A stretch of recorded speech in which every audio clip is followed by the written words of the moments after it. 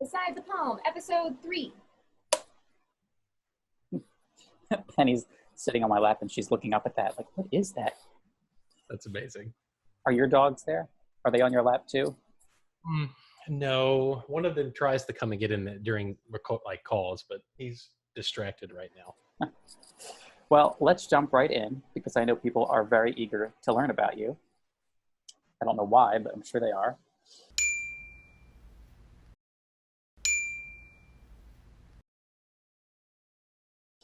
So, sorry, my first question, where did you grow up and where else have you lived before you made the move to Houston? I grew up in Vicksburg, Mississippi, but my father was in the military, so we moved around a little bit. So I was born in Huntsville, Alabama, lived there for a hot minute, then moved to Shreveport, Louisiana, then to Texas in Waco, or Waco.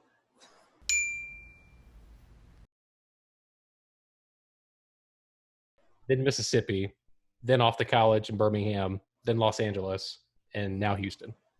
So no one's ever accused you of being a Yankee is what I'm hearing. No, I never went north of the Mason line. Why though? I really wish I was there right now because it is so hot out here. Okay, so you're in Houston now. So how long have you been at St. Luke's and how did you come to be here? I'm working on year 6 now at St. Luke's, and actually it was funny how I ended up there. I met Taylor before I met Sid. We met through a mutual friend, Alan Petker, who I was working for in Los Angeles, in San Pedro. And we were doing Taylor's Lenten work, Come to Me.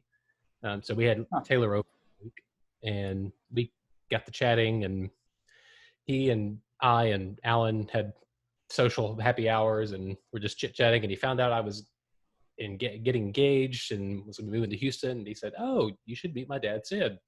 It's like, okay, great. And so I dropped Taylor off at the airport, and he said, "I'll give him your email, and you can get in touch." It's like, great. A week or two later, I get this email from a guy named Sid. And we start chatting up on email back and forth. I go and visit Devin over spring break for her, and Sid had told me, he said, when you come to town to visit, you should swing by for rehearsal one Wednesday. It's like, great. And we were talking about rep, and I had mentioned the Antiphon from the 5 mystical Psalms earlier in a conversation, and the Wednesday night that I visited, they were actually rehearsing that. So I remember going back afterwards telling Devin, I was like, oh gosh, I really wish I could work there, but there's no job opening. So, but even so, we might just go anyways because it's good music. Yeah. And so fast forward, we get married, or I graduate one week, we move the next week, we get married the next week. And I'm searching for a job all summer frantically, and I'm getting ready to go to China for a tour, and I still have no job yet. But then I get a text from Sid, says, "Hey, swing by the church." So, and he calls me in the office, and turns out Katie had just found out they were moving to Geneva. Oh, right. I'll never forget my one interview question was, "Are you good?" So that was the interview question. And so anyway, literally a day before I left to get on the plane for China, I got a job teaching at a school, and I got offered the job at St. Luke's. So, so I have 2 follow-up questions to that. Did you find that Sid was super responsive to emails when you were discussing the job? Actually, well, so the job was never discussed over email. The job was complete and total, just out of the blue. Okay. I'm just wondering because I've noticed that when I was discussing the job before I was hired, he was really responsive to emails, and I get these nice, well thought out emails. And then once he hired me, now I kind of have to, it's like pulling teeth to get him to respond to an email. And I was just not sure if that was me or if that was just how he treats people. I can So, neither confirm nor deny.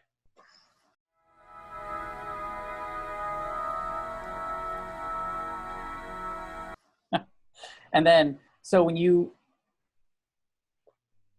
did go in, when he did call you in, you knew it was going to be an interview. No, he actually sprung it on me in person. Right. He just said, "Hey, swing by the church." I was like, "Okay, fine. That's cool. I'll go hang out with you for a little bit." Okay. Yeah. So Cause that's, I left Devin in the car. We were, I just like, we parked. And I was like, "Hey, he just wants me to run by." So we parked, and she said, "Okay, I'll just hang out in the car." So 30 minutes later. yeah, that's sort of what happened to me. Although I'm glad Grace wasn't with me because I think mine was about 4 hours later. So, and I didn't know it was going to be an interview. So, okay, at least there's that in common. So, people probably don't know. Well, first of all, tell people what you do, what you do at the church. At least before all of this started. Yeah, I direct Veritas and Credo. Right.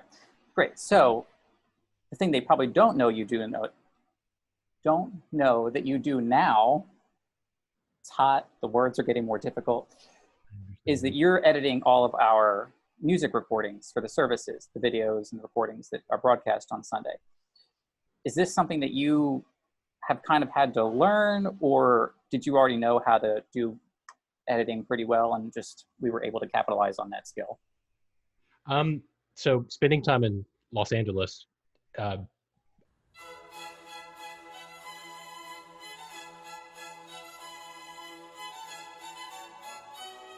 I was actually, so I went there for conducting, but it all kind of melds together. And so you kind of do what you do. And I'm a tech nerd and I just love technology. And so I got hot and heavy and utilized at the film school at USC, which is just massive.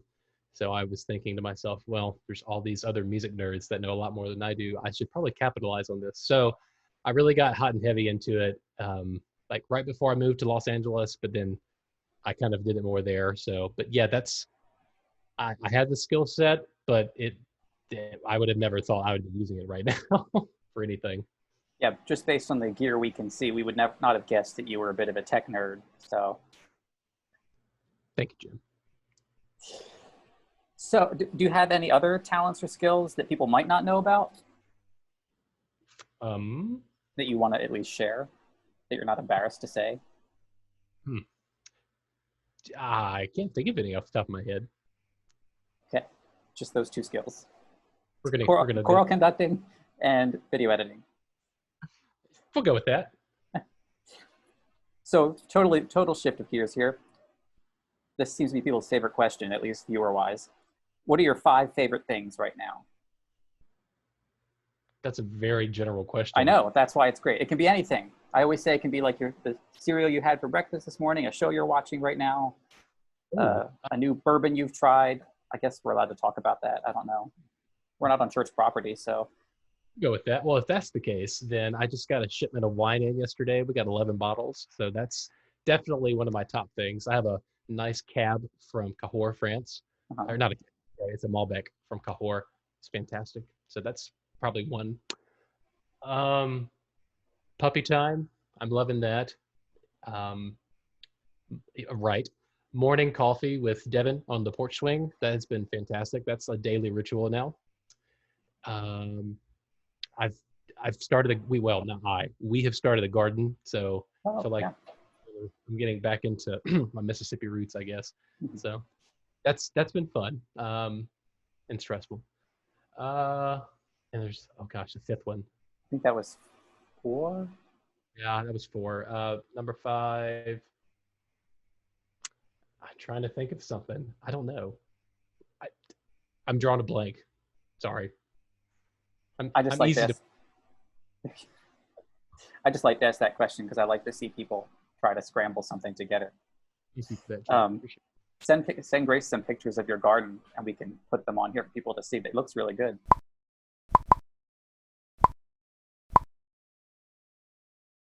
You even like put like in an irrigation system and all that too, right?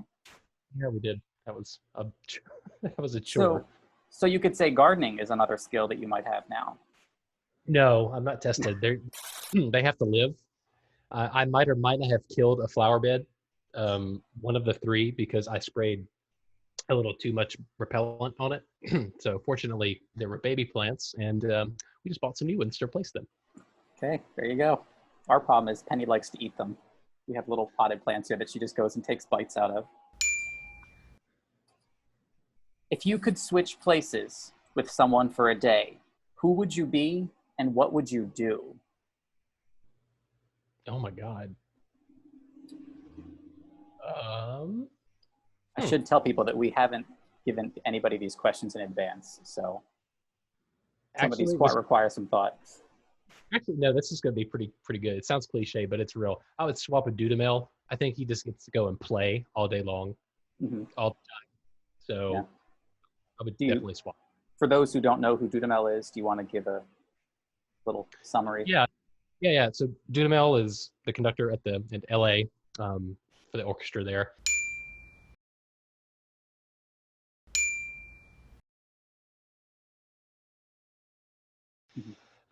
At Disney Hall, and it's a fantastic place. I've sung in there a couple times, and the LA Master Chorale rehearses there, and Paul Salamovich used the space, and you can hear pins drop. It's a real thing from the ceiling. You hear it all the way across. So, and the players are just fantastic. So yeah, surrounded by people that don't need you there anyways in the first place, but you can still play. I know, and my hair is starting to rival Dudamel's, I think. Any day now. If you shake it a little bit, we can get you a perm. I know, Grace, I think she wanted to do a little French braid or something the other day. I wouldn't have it. If you could have a magical power, what would you choose? Easy, fly. Okay, that's what I was going to say. Okay. Ooh, this is one of my favorite parts. It is the rapid fire round. And I'm really hoping you get through all of these because there's some really fun ones at the end I want you to get. So, are you ready? On the count of three. 3, 2, 1. Gin or bourbon? Gin. Favorite planet? Mars. Any nicknames? Sonic. What color is your toothbrush? White and blue. Fill in the blank. Taylor Swift is? Trash. Is it wrong for a vegetarian to eat animal crackers? Yes. Dawn or dusk? Dusk. Least favorite type of music? Rap. Favorite holiday? Christmas. Say a word in Spanish. Hola. Is double dipping at a party ever acceptable? Oh. Baby pandas or baby penguins? Panda. Do you like the word dapper? Yes. Say good day, mate, in an Australian accent. Good day, mate. Favorite carb, bread, pasta, rice, or potatoes? Pasta. Paper or plastic? Paper. How many cups of coffee do you drink in a day? Too many. Did I get through all of them? You had one left, and it wasn't a very exciting one. So, Sonic? Yes. It's from a long time ago, but it was the first thing that popped in my head. In third grade, my father, so military, I have pictures. I had a very spiky and just I looked like my teachers called me Sonic the Hedgehog.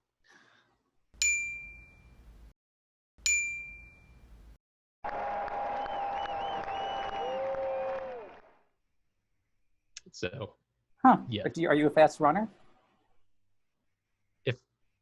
I haven't tested that out in a very long time, Jim. I wouldn't know, actually. Okay, interesting. All right, well, we're on our last question, and this is the same question everybody else has had. what is one song or piece that you think our listeners should go listen to right after watching this? Brahms' Geistliches. Why? What? Why?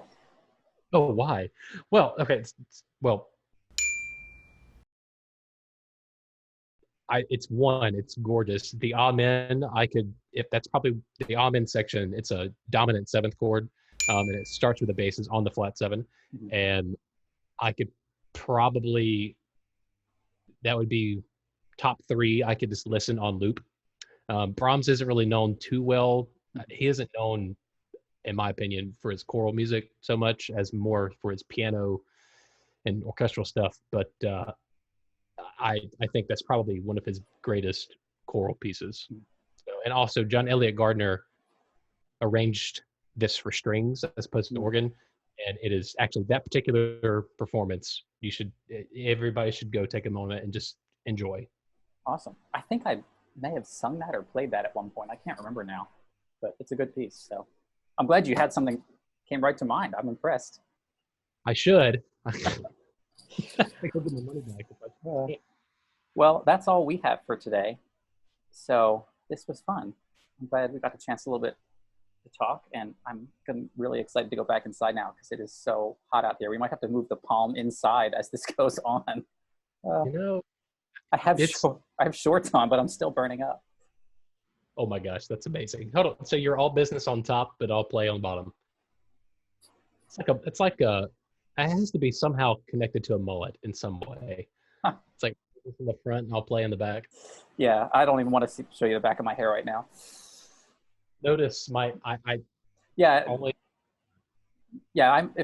if I start wearing a hat over the next couple episodes, you'll know why. Jim, I don't think I've ever seen you in a hat. That's a no. Yeah, well. That's like a fish out of, that's unacceptable. That's when you know things are getting desperate, so. All right, well, this was fun chatting. Penny enjoyed that. Oh, I'm kind of just woke her up from her little nap here. Oh, she's going, okay, she wants to lay down. Not about it. Yeah, the tongue. So, yeah. All right, well, thanks for doing this, and I will talk to you later. All right, bye. Bye.